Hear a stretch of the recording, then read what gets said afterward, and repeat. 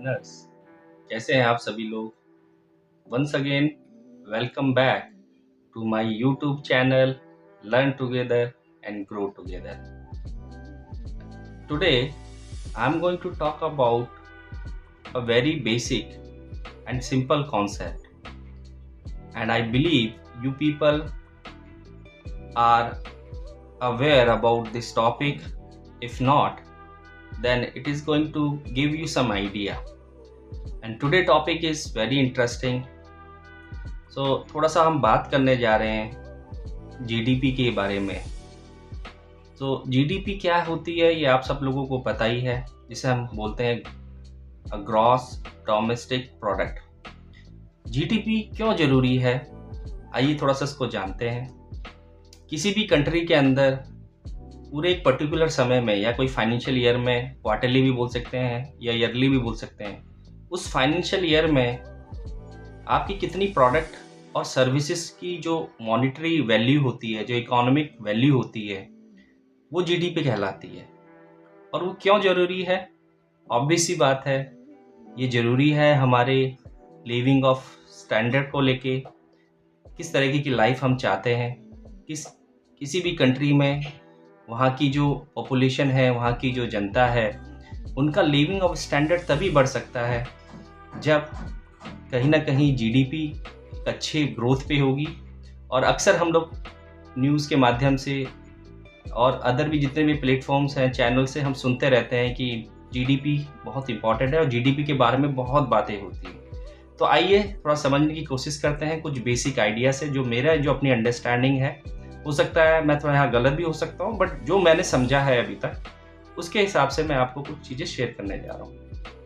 तो सबसे पहले बात करते हैं कि जीडीपी जो हमारे जितना भी वर्ल्ड है, अगर मैं वर्ल्ड के प्रोस्पेक्टिव से बोलूँ तो जो टॉप की 10 कंट्रीज़ हैं, इनकी जीडीपी पे थोड़ा सा बात करते हैं। जो लेटेस्ट डाटा मुझे अलग अलग सोर्सेज से मैंने कलेक्ट किया है, तो उस पर नंबर 1 पे ऑब्वियस सी बात है, हम बात करते रहते हैं यूएस की, यूनाइटेड स्टेट की, ये नंबर 1 पे है। और जो इसकी जीडीपी है, जो इसकी वैल्यू है, जो हम मॉनेटरी टर्म में एक बात करें तो जो अप्रॉक्स हम लोग बात करते हैं, एग्जैक्ट तो देखो किसी को नहीं पता, जो भी डाटा है उसके हिसाब से मैं आपको बता रहा हूँ, वो है 30.50 ट्रिलियन। बिल्कुल आपने सही सुना, 30.50 ट्रिलियन डॉलर। हाँ जी, बिल्कुल सही। और आपको पता है अभी इस समय इंडिया के अंदर $1 की कीमत अप्रॉक्स 83 रुपीज़ के आसपास है। मतलब अगर आपके पास 83 रुपीज़ हैं और आप उसको एक्सचेंज करवाने जा रहे हैं तो आपको $1 मिलेगा। ठीक है, तो अगर मैं बात करूं कि भाई ये जो ट्रिलियन क्या होता है, क्योंकि हो सकता है बहुत से बच्चों को पता हो और बहुत से जो लोग हैं उन्हें नहीं पता हो, तो मैं आपको बता देता हूं कि 1 ट्रिलियन का मतलब होता है 1000 बिलियन। जब 1000 बिलियन मिलके बनाते हैं हमारा 1 ट्रिलियन। अब आप बोलोगे, हो सकता है कुछ लोगों को डाउट हो कि सर ये बिलियन, और बहुत से बच्चे तो ऑलरेडी पढ़ते हैं मिलियन बिलियन, हमें आपने पढ़ा होगा। तो जो बिलियन होता है, अगर मैं आपको, क्योंकि हम इंडिया में रहते हैं, तो मैं अगर इंडियन करेंसी से बात करूं तो 100 करोड़। ठीक है, so 1 billion is equal to 100 crore. ये तो आपको समझ में आ गया।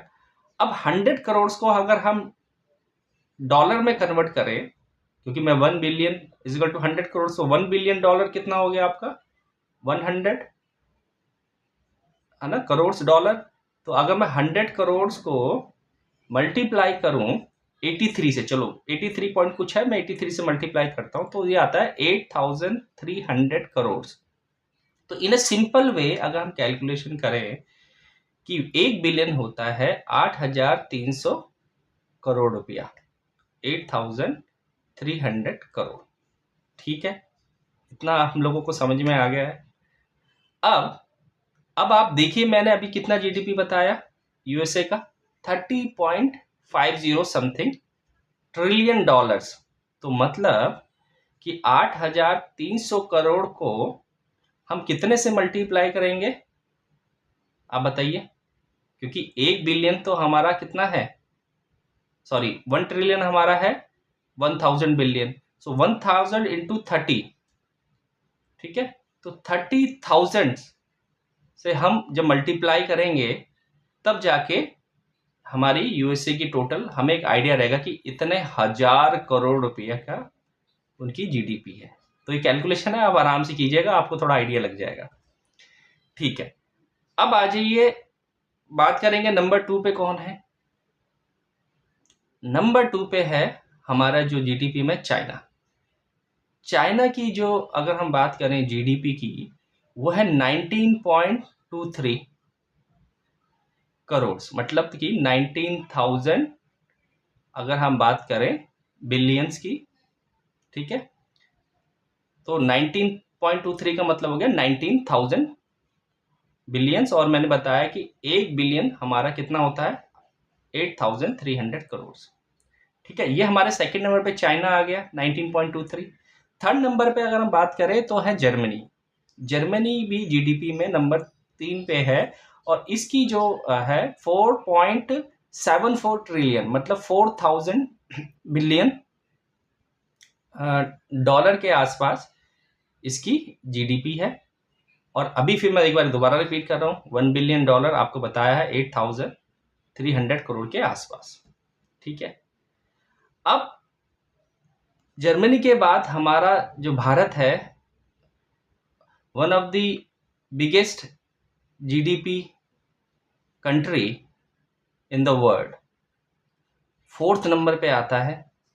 और इसके जो लेटेस्ट जो फिगर है, हम लोग बात कर रहे हैं 4.19 ट्रिलियन। बिल्कुल जी, आपने बिल्कुल सही सुना, 4.19 ट्रिलियन मीन्स 4,000 बिलियन डॉलर्स के आसपास, 4,000 बिलियन डॉलर्स के आसपास। तो USA number 1 30,000 billion dollar, number 2 China 19,000, number 3 Germany 4,000 point something कुछ डॉलर्स, और हमारा जो इंडिया है वो भी 4,000 समथिंग कुछ डॉलर्स के ऊपर। ठीक है, इतना तो हम लोगों को समझ में आ गया। फिर उसके बाद हमारा जो है हम बात करेंगे जापान की, है ना, ये भी सेम है इंडिया की, हैंड टू हैंड अभी तक चल रहा है 4.19 ट्रिलियन। फिर और कंट्रीज आ जाती है जैसे यूके, फ्रांस, इटली, कनाडा, और नंबर 10 पे ब्राजील जिसकी जीडीपी है 2.13 ट्रिलियन, मतलब 2,000 समथिंग कुछ बिलियन डॉलर्स, राइट। तो यहाँ तक हमें समझ में आ गया है जीडीपी।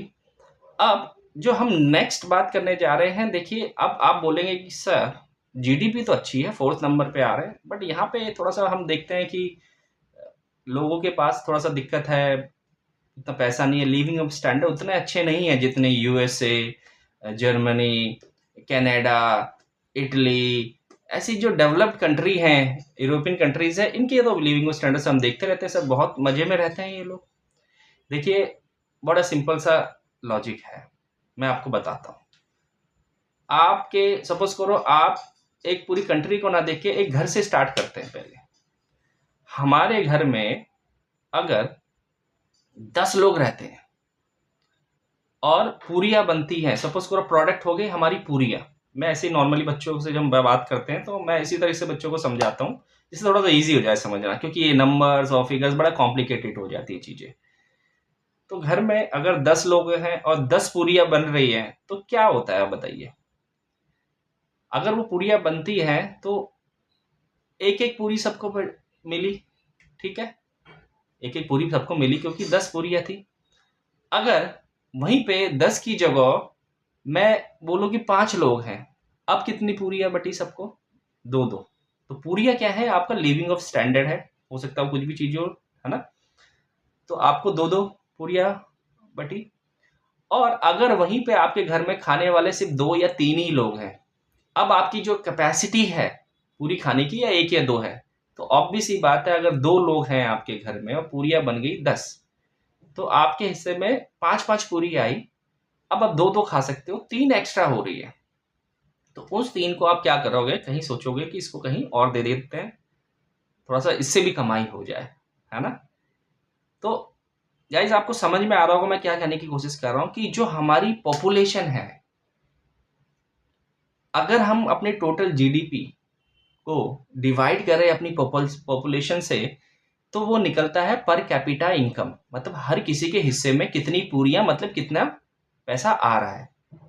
तो अगर हम इस पॉइंट ऑफ व्यू से देखें तो हम वर्ल्ड में 136 रैंक पे आते हैं। जीडीपी में भले ही चौथे नंबर पे आ रहे हैं, पर कैपिटा इनकम में हम 136 रैंक पे आते हैं। और अगर हमने इसको बढ़ा दिया, अपने रैंक को हम ऊपर ले गए, तो ऑब्वियस ही बात है हमारा जो लिविंग ऑफ स्टैंडर्ड है वो बढ़ेगा ही बढ़ेगा। समझ में आ रहा है नहीं आ रहा आप लोगों को? और अगर मैं इसको डॉलर्स की बात करूं, टोटल जीडीपी को कन्वर्ट करता हूं, तो हमारा जो पर कैपिटा इनकम है हर किसी के हिस्से में, जो साल भर में कुछ जो डॉलर्स आते हैं, क्योंकि हमने 4000 बिलियन डॉलर्स की इकोनॉमी की बात करी। अगर मैं इसको टोटल, अब जो हम पॉपुलेशन देख रहे हैं, आई थिंक जो लेटेस्ट फिगर मैं देख रहा था 145-46 करोड़ के आसपास हम लोग पहुंच गए। अगर उससे हम डिवाइड करते हैं तो अप्रॉक्स जो हमारे पास आता है 2.93, मतलब $2000 के आसपास। और जो मंथली इनकम हम उसको कैलकुलेट करते हैं तो 20 से 21 हजार रुपया हर किसी के हिस्से में आता है। और वो अपना परिवार उस हिसाब से अपना लिविंग ऑफ स्टैंडर्ड तय करता है। तो आप बताइए, इतनी महंगाई के जमाने में 20 से 21 हजार रुपये में क्या आपका लिविंग ऑफ स्टैंडर्ड बढ़ेगा? दूसरी तरफ अगर हम यूएस की बात करें, या हम कनाडा की बात करें, हम जर्मनी की बात करें, हम इटली की बात करें, या फ्रांस को भी अगर हम एक पल के लिए छोड़े, तो जापान की बात करें, यूके की बात करें, वहां पे अगर मैं यूनाइटेड स्टेट की बात करूं, तो हर किसी के हिस्से में अगर साल भर में हम देखें तो उनके पास 89 पॉइंट समथिंग $1000 हर किसी के हिस्से में आ रहे हैं। अगर मंथली हम उनको कन्वर्ट करते हैं तो मंथली जो उनकी इनकम है हर किसी के हिस्से में महीने के 5 से 6 लाख रुपए के आसपास उनके हिस्से में आते हैं। और जो इंडिया में हमारा रेशो बन रहा है वो 20 से 21 हजार रुपए का बन रहा है। तो ऑब्वियस सी बात है भैया, जिसके हिस्से में जितनी ज्यादा पूरियां, वो खाएगा भी और बेचेगा भी। इसके और हमारा तो यहाँ पे क्या है, हमारी जो हम लोगों के पास पूरियां भी कम आ रही है, खाने वाले भी ज्यादा है। तो क्या तरीके हो सकते हैं एक अच्छी लिविंग ऑफ स्टैंडर्ड को बढ़ाने के लिए? अब ये क्वेश्चन मैं आपसे पूछना चाहूंगा। या तो पूरियां बहुत ज्यादा बनानी शुरू कर दो, है ना, या फिर दूसरा तरीका है कि खाने वाले लोग कम कर दो। अगर खाने वाले लोग कम नहीं कर सकते तो एटलीस्ट पूरियां तो ज्यादा बनानी पड़ेगी, मीन्स ज्यादा हमें प्रोडक्ट और सर्विस डेवलप करनी पड़ेगी, जो मेरा मानना है कॉमन फैक्टर से हमें समझ में आ गया होगा। तो आज जो पहला मैं आपको थोड़ा सा बताने जा रहा था कि जो हम लोग बोलते रहते हैं हर चीज पे, हम लोग औरों को दोष देते हैं, गवर्नमेंट को दोष देते हैं, या पॉलिसीज को दोष देते हैं, या हम एक दूसरे से हम लोग बहुत सारे क्वेश्चंस पूछते रहते हैं, और न्यूज़ को देख के या इधर उधर देख के हम जो बातें करते हैं, उसकी जगह हम लोग अगर इस चीज़ पे थोड़ा सा सोचें, आई थिंक जो मुझे लगता है कि हमारे जो लिविंग है ऑफ स्टैंडर्ड है वो कैसे इम्प्रूव हो सकता है ना। तो कहीं ना कहीं हर किसी की लाइफ में चेंज आएगा, हम एक सही डायरेक्शन की तरफ जाएंगे।